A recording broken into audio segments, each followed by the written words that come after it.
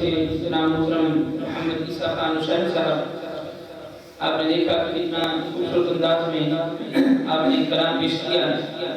جب خوبصورت کلام ہو اور پھر پڑھنے والی آواز اچھی ہو تو یقیناً اس کا طبیعت پر بھی اثر آتا ہے اور روحانی طور پر بھی یقیناً انسان جو ہے وہ سکون جو ہے محسوس کرتا ہے. اور ان نعت خوانوں سے محبت کوئی نئی چیز نہیں ہے. جو احادیث کو پڑھتے رہتے ہیں، جو جن کا احادیث کا مطالعہ ہے، جو تاریخ پر نظر رکھتے ہیں، وہ جانتے ہیں کہ آقا علیہ السلام نے بلکہ حسان بن ثابت کا نام کون نہیں جانتا. حسان بن ثابت وہ ہیں جو آقا علیہ السلام پر نام لکھا کرتے تھے اور حضور ان سے بڑی محبت فرماتے تھے اور وہ حضور سے بڑی محبت فرماتے تھے. کیونکہ جو بندہ شعر لکھتا ہے، شاعری بغیر محبت کے نہیں کی جاتی. اگر دل میں کوئی درد ہو تو پھر شعر نکلتے ہیں. تو حضرت حسان بن ثابت وہ ہیں جو حضور سے محبت فرمایا کرتے تھے، آپ کے بارے میں شعر لکھا کرتے تھے، آپ کی نعت گوئی کیا کرتے تھے. تو ساتھوں میں نے ایک کتاب میں پڑھا کہ ایک مرتبہ حضرت حسان بن ثابت آئے. میں اس کے کرنا چاہتا ہوں کہ ہم جو نعت خوانوں سے محبت کرتے ہیں ان کو اسٹیج پر بٹھاتے ہیں، ہم حضور کی سنت پر عمل کرتے ہیں. اب یہ کرنا چاہتا ہوں، آپ کی بات کو پھر علامہ صاحب کو کروں گا اور آپ کے خوبصورت انشاءاللہ آپ مفروضات سنیں گے. آقا علیہ السلام تشریف فرما تھے، حضرت حسان بن ثابت تشریف لائے. آقا علیہ السلام نے صحابہ سے کہا صحابہ جاؤ میرا ممبر دیکھ کر آؤ. وہاں پر ایک اسٹیج سی بنائی گئی، ممبر نما جگہ بنائی گئی، ایک خوبصورت جگہ بنائی گئی اور وہاں پر حسان بن ثابت نے بیٹھ کر حضور کی تعریف کی. اور صاحبوں نعت خوانوں سے محبت کرنا اور پھر ان کے ساتھ ان کو خوش کرنا. وقت ہوتا تو مزید آگے جاتا، صرف کہنا یہ چاہتا ہوں یہ نعت پڑھنے والے ہی وہ ہیں جو ناچی ہے، نجات پانے والے. یہ نعت پڑھنے والے ہی وہ ہیں، نعت پڑھنے والوں سے محبت کرنے والے ہی وہ ہیں جو حضور کے خدام ہیں، حضور سے محبت کرنے والے ہیں. اللہ تعالی ہم سب کو حضور کی ثنا خوانی کرنے کی توفیق عطا فرمائے. اور پھر صرف نعت خوانی ہی نہ ہو، اس کے ساتھ ساتھ حضور کی سیرت پر عمل کرنے کی طرف توفیق عطا فرمائے. بلا تمہید و تفسیر و تحقیق، کیونکہ وقت قلیل ہے. آپ نے پہلے قرآن صاحب سے سنا، آج شارٹ ترین جو ہے وہ پروگرام ہے اور میں سمجھتا ہوں بڑا خوبصورت پیکیج ہے. مختصر وقت میں سب کچھ ہو رہا ہے اور یہ ایک اچھی اگر عادت ہے اس کو اپنا لیا جائے تو بلا تفسیر و تمہید و تحقیق عالم اسلام کی معنی شخصیت کہ جو اپنا تعارف ہے، آپ کا کلام کرنے کا طریقہ، آپ کی گفتگو کرنے کا طریقہ، آپ کے گفتگو کرنے کا طریقہ، آپ کے سمجھانے کا طریقہ ایسا ہے کہ دل کو بھا جاتا ہے. اور پھر آل رسول ہیں، حضور کی آس سے ہیں اور پھر بندہ حضور کی آس سے ہو اور خوبصورت نہ ہو، یہ کیسے ہو سکتا ہے؟ انشاءاللہ آپ چہرے کو دیکھیں گے، انشاءاللہ آپ کو سکون محسوس ہوگا. میری مراد عالم اسلام کی معنی شخصیت حضرت علامہ مولانا سید سلطان شاہ مشاہدی جی توجہ دام پرکار بغاڑیہ سے ہے. نعت کی گونج میں سکون کا استقبال کیجیے گا. نعرہ تکبیر، نعرہ رسالت، نعرہ رسالت، نعرہ حیدری، نعرہ غوثیہ، علماء اہل سنت زندہ باد.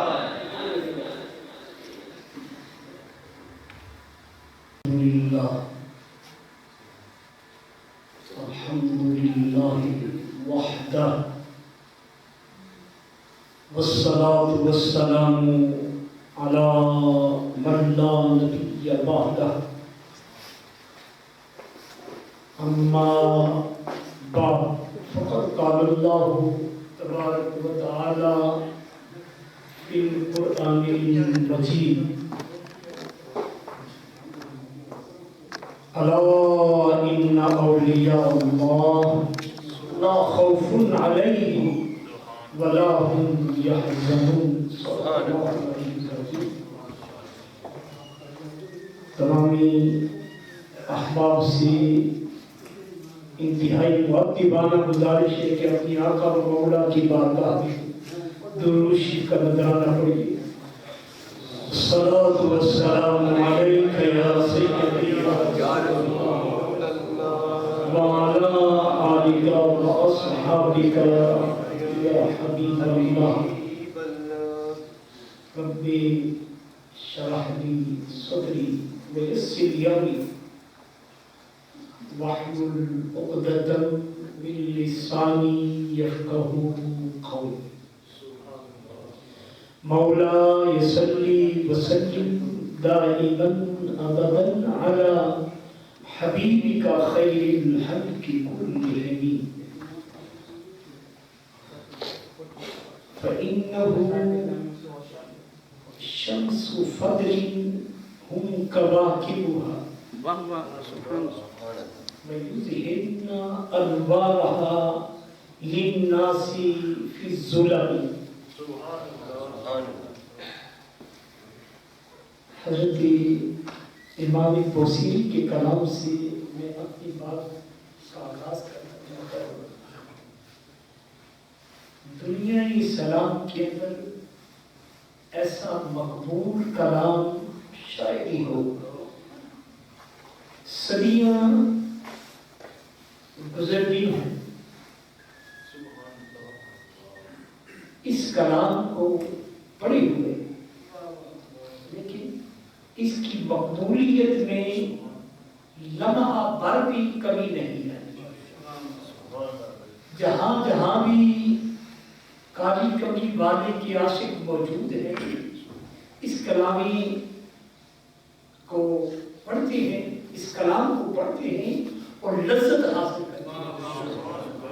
اور نہ صرف لذت حاصل کرتے ہیں بلکہ ان کی مرادیں بھی پوری ہوتی ہیں، ان کی تکلیفیں دور ہوتی ہیں اور مشکلیں حل ہوتی ہیں. یہ وہ لاجواب کلام ہے، لازوال کلام ہے. امام بوصیری کا لکھا ہوا کلام جو بارگاہ رب العزت کے اندر بھی مقبول اور بارگاہ محمدی کے اندر بھی مقبول.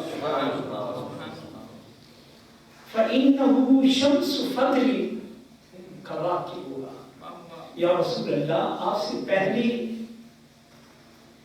بڑی انبیاء اور رسول گزر چکے ہیں جو اپنے وقتوں کے اندر کی کس جو ہے وہ سورج طلوع رہا اور سورج کی طرح، چاند کی طرح، ستاروں کی طرح وہ اپنے اپنے وقتوں میں چمکتے رہے.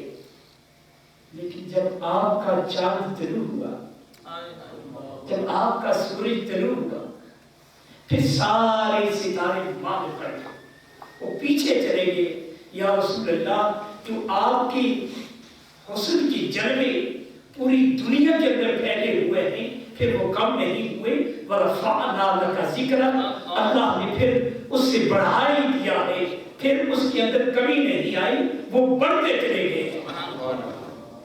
محمد رسول اللہ صلی اللہ علیہ وسلم کو جو اللہ نے مرتبہ عطا فرمایا ہے، وہ خدا کے بعد اگر کسی کا مرتبہ ہے تو وہ شاہ عبدالحق محدث دہلوی نے یہ کہا، یا صاحب الجمال و یا سید البشر من وجهک المنیر لقد نفر القمر. بعد از خدا بزرگ تو قصہ مختصر. یا رسول اللہ، آپ کے بعد، خدا کے بعد اگر کسی کا مرتبہ ہے تو وہ صرف آپ کا مرتبہ ہے. آپ بھی دنیا میں آئے، نوح بھی آئے، موسیٰ کلیم اللہ بھی آئے اور حضرت ابراہیم خلیل اللہ بھی آئے، حضرت عیسیٰ علیہ السلام بھی آئے. لیکن اللہ نے جو مرتبہ تمام رسولوں میں سب سے زیادہ آپ کو عطا کیا ہے وہ کسی اور کو نصیب نہیں. میں اگر گزارش کروں گا جو میرے لیفٹ سائڈ پر بیٹھے والے اگر میرے قریب آئے تو مجھے خوشی ہوگی. کیونکہ ٹائم میں بہت قلیل ہے اور یہ بڑا قرب کا ٹائم ہے جو ہمیں علامہ صاحب نے ٹائم کیا ہے. یہ میرے بھتیجے بھی ہیں اور کیونکہ یہ ٹائم وہ ہے جو فرشتے اپنے نامہ اعمال لے کر بارگاہ رب العزت کے اندر پیش ہوتے ہیں اور رب العزت کی بارگاہ میں اس وقت پیش ہوتے ہیں اور رب العزت فرماتا ہے کہ بتلاؤ میری بندوں نے کیا کیا ہے. جن لوگوں نے اللہ کا ذکر کیا ہے، ذکر کے اندر شامل ہوئے، رب ذوالجلال فرمائے گا میرے فرشتوں تم گواہ ہو جاؤ، میں نے اپنے ذکر کے صدقہ سے اور اپنے محمد کے ذکر کے صدقہ سے میں نے تم تمام یہ قرب کا ٹائم ہے. دن بھر کی نامہ اعمال شام کے وقت رب ذوالجلال کی بارگاہ میں پیش ہوتے ہیں. انتہائی قرب کا ٹائم ہے اور اپنی نیتوں کو دل کی حضور کے ساتھ حاضر کر کے رب ذوالجلال سے اپنی معافی مانگیے. اور چونکہ ٹائم اس طرح کا ہے اور اتنی بڑی جامع مسجد کے اندر ہمارے جو بھائی کے بیٹے ہیں بڑے ہونہار جو آپ کی جامع مسجد کے خطیب ہیں اور بڑے یہاں کے مدرس بھی ہیں، قاری بھی ہیں، امام بھی ہیں، خطیب بھی ہیں، اللہ رب العزت ان کا سایہ تا دیر قائم رکھے اور ان کے علم میں فضل میں اللہ برکتیں نصیب فرمائے. یہ ہمارے دل کی دھڑکن ہے. خدا اپنا خاص فضل و کرم فرمائے اور ہمیشہ عزت سے رکھے. بڑی بات جینا تو ہر کوئی جیتا ہے، لیکن کوئی عزت سے جی جائے اور عزت کی زندگی پا جائے اور عزت کی موت پا جائے وہی انسان کامیاب. جس بندے کو خاتمہ ایمان نصیب ہو جائے اور جس کا خاتمہ محمد کے کلمے پر ہو گیا ہے وہ بخشا گیا ہے. تو یہی ہماری دعا ہے کہ اللہ ہم سب کا خاتمہ ایمان پر فرمائے. میں سو جاؤں یا مصطفیٰ کہتے کہتے، کھلے آنکھ صلی علی کہتے کہتے. تو آج جس موضوع کے اوپر جو بلایا گیا ہے وہ حضرت غوث اعظم کی نام اور اثار ثواب کے سلسلہ کی کچھ باتیں. بس یہ ٹائم بھی اتنا ہی ہے تو میں حضرت غوث الثقلین، غوث الثقلین کا معنی، غوث کا معنی بہت بڑی مدد کرنے والا، انتہائی فریاد رس کو پہنچنے والا. غوث اعظم بہت بڑی مدد کرنے والا. اور کون غوث ہے؟ جس کی گیانی ابن تیمیہ بھی دیتا ہے. میں نے جو بات کہی کہ جس کی گیانی ابن تیمیہ نے کسی کو نہیں مانا، بلکہ اس نے ہر ولی کے بارے میں اپنے جملے کہے، باتیں غلط لکھی، لیکن جب غوث کے بارے میں لکھنا چاہا تو قلم کو روک دیا اور قلم کو روکتے ہوئے یہ کہا کہ غوث سب کے اوپر قلم چلایا جا سکتا ہے لیکن تیرے بارے میں کوئی قلم غلط چلا ہی نہیں سکتا، فوراً پکڑا جاؤں. یہ ابن تیمیہ نے لکھا. اور ہر مہینے حضرت غوث الثقلین کی وہ 41 بڑے ہوئے اونٹ لے کر آپ کی بارگاہ میں پیش ہوتا. ابن تیمیہ خود بڑا رئیس تھا، امیر تھا، اور غوث الثقلین کی بارگاہ میں بڑے ہوئے اونٹ 41 کیمل جو ہے وہ بڑے ہوئے آپ کی بارگاہ میں لے کر پیش ہوتا. اور کون غوث اعظم رضی اللہ تعالیٰ جو اپنے امام سے ملنے کے لیے جب جاتے ہیں، حضرت امام احمد بن حنبل کے وہ مقلد ہیں. ہم کن کے مقلد ہیں؟ حضرت امام اعظم کی. اور ہم جن کی 11ویں پوری دنیا کے اندر جن کی 11ویں جہاں جہاں بھی محمد کے ماننے والے ہیں وہاں غوث اعظم کا ذکر ہو رہا ہے. پوری دنیا کے اندر جاپان ہے، کوریا ہے، اور کوئی ملک بھی ایسا نہیں جہاں رب ذوالجلال کے ماننے والے ہو اور محمد کے ماننے والے ہو، وہاں اس مقام پر حضرت غوث الثقلین کے ماننے والے وہاں موجود ہیں. تو حضرت غوث الثقلین حضرت امام احمد بن حنبل کے فالوور تھے. ہم فالوور ہیں امام اعظم کے. اور اس کی بڑی وجہ یہ تھی کہ امام احمد بن حنبل نے ایک دعا کی تھی کہ اے رب، امام اعظم بھی مجھ سے آگے نکل گئے ہیں، ان کے فالوور بڑے ہیں، اور امام شافعی وہ بھی مجھ سے بڑھ گئے ہیں اور ان کے بھی فالوور بہت زیادہ ہیں، اور امام مالک ان کی بھی فالوور بہت زیادہ ہیں. میرے رب، میں نے بھی تو تیرا ذکر کیا ہے، میں نے بھی تیرے دین کی باتیں کی ہے، میں نے بھی تیرے دین کے سلسلہ میں لوگوں کو آگاہی اویئرنیس دی ہے، لیکن اے رب ذوالجلال، میرا وہ مرتبہ نہیں ہو سکا جو امام اعظم کا ہوا اور جو امام شافعی کا ہوا ہے اور امام مالک کا جس مرتبے پر وہ فائز ہوئے ہیں میں نہیں ہو سکا. اللہ نے فرمایا گھبراتے کیا ہو، میری ذکر کرنے والا، میرے دین کو پھیلانے والا پیچھے نہیں رہتا. میں ایک دنیا کا سب سے بڑا شہباز، دنیا کا سب سے بڑا انسان جو محمد کریم کے بعد اور صحابہ کے بعد اگر کسی کا مرتبہ ہے تو میں وہ تیری بارگاہ میں پیش کر رہا ہوں، اس سے تیرے مرتبے میں اضافہ ہوگا اور اس سے تیرے فانو اور ماننے والے زیادہ ہوں گے۔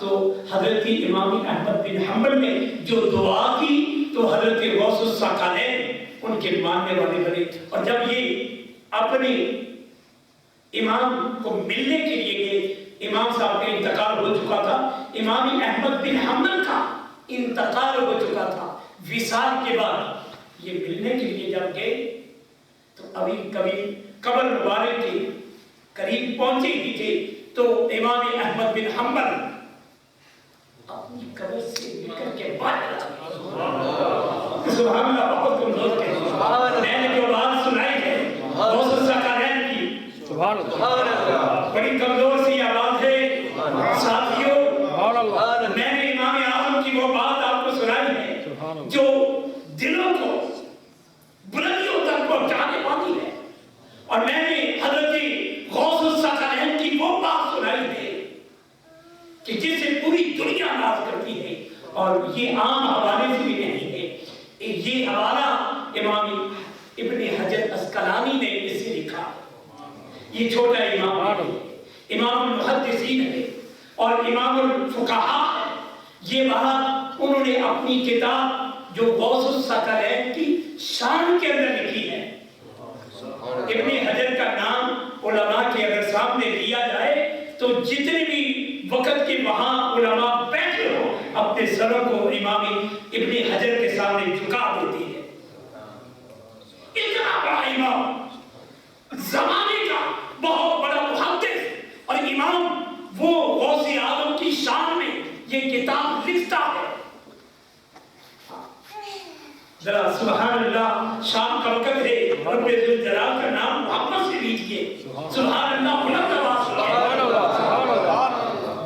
حضرت غوث الثقلین جب ان کی بارگاہ میں گئے تو حضرت غوث الثقلین اگر قبر کے قریب پہنچے تو امام احمد بن حنبل اپنی قبر سے اٹھ کے باہر نکل آئے اور غوث الثقلین کا استقبال کیا، اور غوث الثقلین ہاتھ ملانے لگے تو حضرت امام احمد بن حنبل نے اپنے سینے سے لگا دیا، فرمایا وہ اور ہیں جن سے ہاتھ ملایا جاتا ہے، تم تو وہ ہے جن کو میں نے رب سے مانگا تھا، آج تم میرے پاس آیا ہے، میں تجھے اپنے سینے سے لگاتا ہوں۔ یہ امام ابن حجر اسقلانی نے اس بات کو لکھا ہے، اور حضرت غوث الثقلین سے جب ملاقات ہوئی تو کہا، اے عبد القادر، میں نے رب ذوالجلال سے جو دعا مانگی تھی میرے رب نے اس دعا کو قبول کر لیا ہے، اور آج تو میرے ماننے والوں کے اندر شامل ہے۔ اور جب حضرت غوث الثقلین کا انتقال ہوا تو آپ کے کئی جنازے پڑے، فقہ حنفی کے اندر ایک جنازہ ہے، ہمارے جتنے بھی جنازے پڑے جاتے ہیں صرف ایک بار جنازہ ہوتا ہے، غوث الثقلین کے کئی جنازے پڑے گئے، اس لیے کہ ان کی فقہ کے اندر کئی جنازے پڑے جاتے ہیں، اور ہر جنازے کے اندر ہر بار لاکھوں انسانوں کا ہجوم برکت حاصل کرنے کے لیے، رحمتیں حاصل کرنے کے لیے حضرت غوث الثقلین کا جب جنازہ بار بار پڑھا جاتا تو ہر بار لاکھوں کی تعداد کے اندر انسانوں کے پیچھے کھڑے ہوتے ہو جنازہ پڑھتے اور برکتیں اور رحمتیں حاصل کرتے۔ یہی کہتے ہیں کہ کوئی نیک بندہ ہو اور وہ دنیا سے چلا جائے تو اس کے جنازے کے اندر شریک ہونے سے اللہ انسانوں کی گناہوں کو معاف کرتا ہے۔ جنازہ ہم کیوں پڑھتے ہیں؟ بعض لوگ یہ کہتے ہیں کہ مرنے کے بعد کوئی فائدہ نہیں ہے دعاؤں کا۔ ارے ناداں، دعاؤں کا فائدہ نہ ہوتا تو رب ذوالجلال قرآن کے اندر ربنا اغفر لی ولوالدی، جو حضرت ابراہیم خلیل اللہ نے دعا کئی ہزار سال پہلے مانگی ہے، رب ذوالجلال نے وہ دعا قرآن کے اندر رکھی اور امت محمدیہ کو کہا کہ सुन्नत हो, नफल हो, फर्द हो, वितर हो, वाजिब हो, हर रकात के इख्तिताम पर जब दुआ मांगो तो अपनी दुआ के साथ अपने आप को भी शामिल करो और अपने वालिदैन को भी शामिल करो और ये कहो रब्बना इग़फिरली, अल्लाह मुझे भी माफ फरमा दे और मेरे वालिदैन को भी माफ फरमा दे। अल्लाह मैं तुझसे दुआ करता हूँ कि अल्लाह मेरे सारे दोस्तों के गुनाहों को तू माफ फरमा। ये दुआ अल्लाह ने हजरत इब्राहीम की सुनी और उम्मती मुहम्मदिया को मोहम्मद मुस्तफ़ा के सदका से अता की। अगर इस दुआ के अंदर फायदा ना होता तो जनाजा क्यों पढ़ती है? आप सुनिए, हम उनसे ये कहते हैं कि मरने के बाद अगर किसी दुआ का फायदा नहीं तो नमाज जनाजा के अंदर भी दुआ पढ़ी जाती है। वहां क्या होता है? अल्लाहुम्मा इग़फिरली, ये एक दुआ है जो मोहम्मद अरबी ने हमें सिखाई। अल्लाह हमारे जिंदों को भी तुम माफ फरमा दे। अल्लाहुम्मा इग़फिर लिहय्यिना व मय्यितिना, अल्लाह हमारे जिंदों को भी माफ फरमा दे और हमारे जो फौत हो गए उन्हें भी माफ फरमा दे। व शाहिदिना व गायबिना, और हमारे जो हाजिर हैं अल्लाह इनकी भी तू गुनाह माफ फरमा और जो नहीं जनाजे के अंदर शामिल हो सके अल्लाह उनकी भी गुनाह माफ फरमा दे। ये दुआ अगर काबिल अमल नहीं है तो इस दुआ को जनाजा के अंदर ना मांगा जाए, फिर जनाजा ना पढ़ा जाए। मालूम हुआ कि इस दुआ का फायदा मुर्दे को भी हो रहा। आप समझे, इस दुआ का फायदा मुर्दे को भी हो रहा है और जिंदों को भी हो रहा है और जो चले गए हैं उन्हें भी फायदा हो रहा है। अगर दुआ का फायदा ना होता तो हम कभी भी ये दुआ ना मांगते। तो अगर जनाजे की दुआओं का फायदा मिलता है तो जनाजे के बाद अगर कोई दुआ मांगे तो फायदा नहीं पहुंचे। इसी तरह अगर जनाजे के अंदर दुआ का फायदा है तो जनाजे के बाद दुआओं का भी फायदा मिलता है। अल्लाह के पास एक दुआ मांगनी है, दूसरी दुआ मांगनी गुनाह है। शर्म करो, डूब के मर जाओ। अगर एक दुआ का फायदा है तो दूसरी दुआओं के बारे में ये कहा है कोई फायदा नहीं, तो पहली दुआ भी फिर जनाजा न पढ़ो। वैसे ही जो मर गया है, जो मोहम्मद अरबी का गुलाम नहीं है और मोहम्मद अरबी से मोहब्बत नहीं करने वाला, उसे वैसे ही लगा दो। और जो मोहम्मद का मानने वाला है और मोहम्मद का गुलाम है उसके ऊपर बार बार दुआ मांगो, अल्लाह उसके मर्तबे में इजाफा करता है। हाँ, मैं ये समझता हूँ कि टाइम जो हमें दिया गया है इसी टाइम के ऊपर इस बड़ी जामे मस्जिद के अंदर अरशद कटारा साहब भी यहाँ से रुखसत हो चुके हैं और हमारे भाई यहाँ मौजूद हैं और आप लोग जिस मोहब्बत से बैठे हुए हैं, जिंदगी रही तो फिर इंशाअल्लाह मौका मिला तो इसके ऊपर फिर तफसीली मैं बात अर्ज करूँगा।